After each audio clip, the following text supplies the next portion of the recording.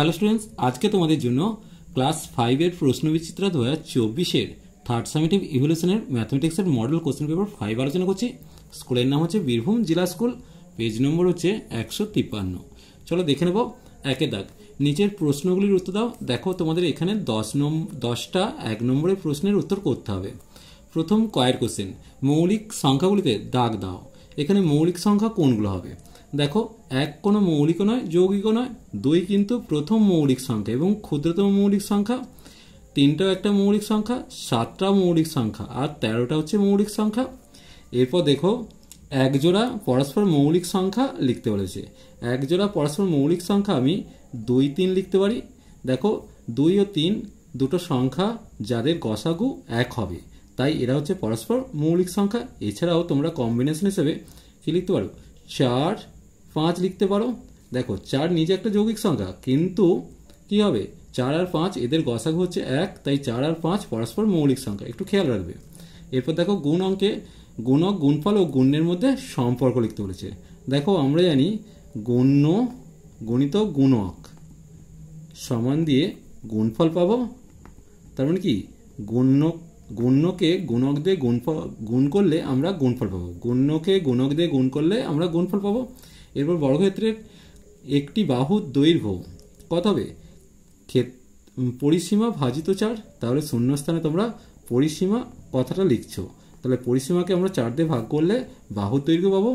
এরপর দেখো, ছোট ও বড় সংখ্যাটা লিখতে বলেছে। দেখো, এখানের মধ্যে ছোট সংখ্যা কোনটা হবে? এর 6.006 আছে, 6.606, 6.066।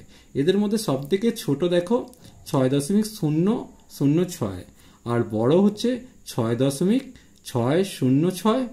তাহলে লিখলাম ছোট। ছোট সমান আমি লিখে দেব 6.006, আর বড় যদি লিখি, বড় লিখব 6.606। এরপর দেখব কি দিয়েছে, একটি বিন্দুতে ড্যাশ সরলরেখা আঁকতে পারি, অসংখ্য সরলরেখা আঁকতে পারি। তাহলে শূন্যস্থানে তোমরা লিখে নাও অসংখ্য। অসংখ্য সরলরেখা আঁকা যায়। তাহলে এই জায়গাটা অসংখ্য কথাটা লিখব। একটি 90 ডিগ্রি মাপের কোণের অপর নাম হলো সমকোণ, কারণ 90 ডিগ্রি কোণকে আমরা সমকোণ বলি। এরপর দেখো, নিরেট গোলকের ড্যাশটি তল আছে, নিরেট গোলকের একটি তল আছে। তাহলে এই জায়গায় একটি লিখলাম, আর তার নাম হচ্ছে বক্রতল। তাহলে এই জায়গাটা বক্রতল লিখলাম।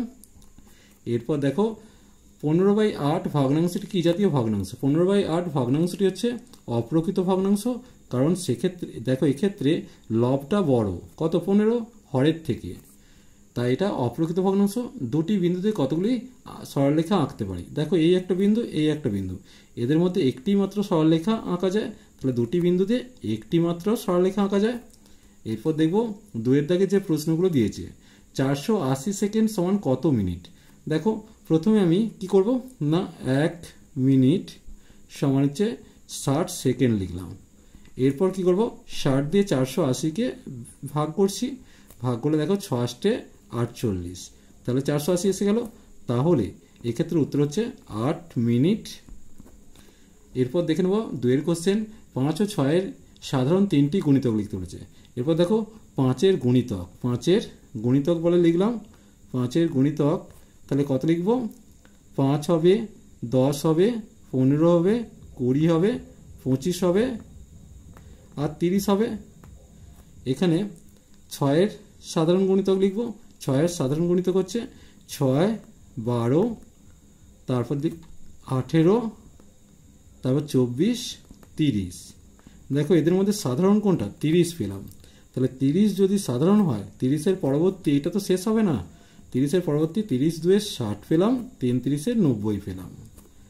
এরপর দেখে নেব কি দিয়েছে, লসাগু কথাটির পূর্ণরূপ লঘিষ্ঠ। এখানে লঘিষ্ঠ সাধারণ গুণিতক কথাটা লিখব।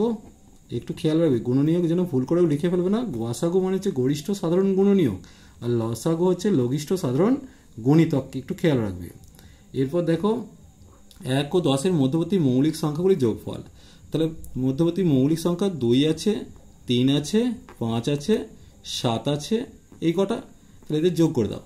7 × 3 = 10, আর 17। তাহলে কি বলেছে 1 থেকে 10-এর মধ্যবর্তী মৌলিক সংখ্যাগুলির যোগফল 17। একবার মিলিয়ে নাও, 2, তারপর 3 আছে, 5 আছে, 7 আছে, তাহলে এদের যোগফল 17 আছে 12, 3, 15, 2, 17। দেখো 3-এর 7 ও 5-এর 11-র মধ্যে কোনটি বড় কোনটি ছোট, তাহলে প্রথমে 3-এর 7 লেখো আর এখানে 5-এর 11 লেখো। তাহলে 7 আর 11 লসাগু কত হবে 77। তাহলে এখানে 11 দিয়ে গুণ করব, 3কেও 11 দিয়ে গুণ করব, তাহলে পেয়ে গেলাম কত 33/77। আর নিচেটা দেখো 7 দিয়ে গুণ করব, তাহলে 5 গুণিত 7, 11 গুণিত 7 সমান দিয়ে 35/77। তাহলে বড় কোনটা হয়ে গেল, বড় হয়ে গেল এইটা আর ছোট হয়ে গেল এইটা। তাহলে এই ক্ষেত্রে আমি লিখে দেবো ছোট হচ্ছে 3-এর 7 আর বড় হচ্ছে 5-এর 7, 5-এর 11।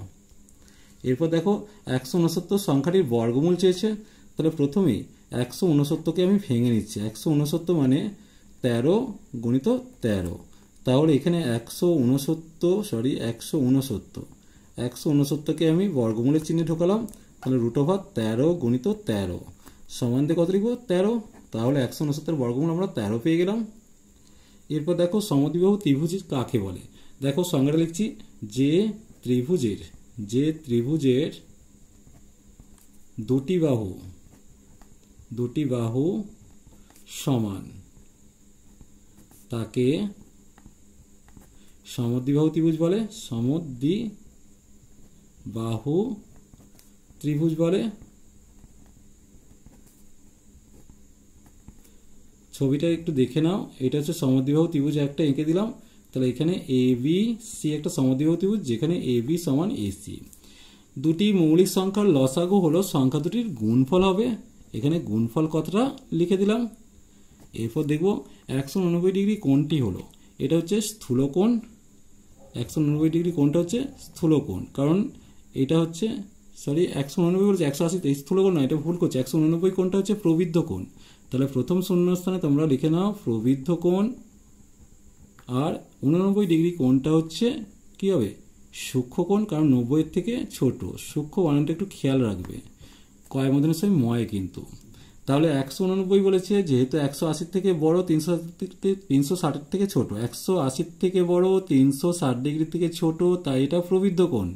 আর 89 যেহেতু 90 থেকে ছোট, তাই এটা সূক্ষ্মকোণ। এরপর দেখো জ্যা কাকে বলে। দেখো জ্যা হচ্ছে বর্গক্ষেত্রের দুটি বিন্দুর সংযোজক সরলরেখাই হচ্ছে জ্যা। সেক্ষেত্রে একটা ছবি যদি আমি আঁকি, দেখো এইটা হচ্ছে একটা জ্যা, তাহলে AB একটা জ্যা। তাহলে কি বললাম, বৃত্তের যে কোনো দুটি বিন্দুর সংযোজক সরলরেখাই হচ্ছে বৃত্তের জ্যা বলে। বর্গক্ষেত্র আর আয়তক্ষেত্রের মধ্যে পার্থক্য, বর্গক্ষেত্রের 4টি বাহু, তাহলে 4টি বাহু সমান কার, বর্গক্ষেত্রের 4টি বাহু সমান, আর আয়তক্ষেত্রের 4টি বাহুর দৈর্ঘ্য সমান নয়। একটু লিখে নাও। চলো আজ এই পর্যন্তই। নেক্সট ভিডিও নিয়ে খুব তাড়াতাড়ি হাজির হবো। ভিডিওটি ভালো লাগলে লাইক শেয়ার কমেন্ট করো, পারলে চ্যানেলটিকে সাবস্ক্রাইব করে নিও। চলো টাটা, বাই বাই।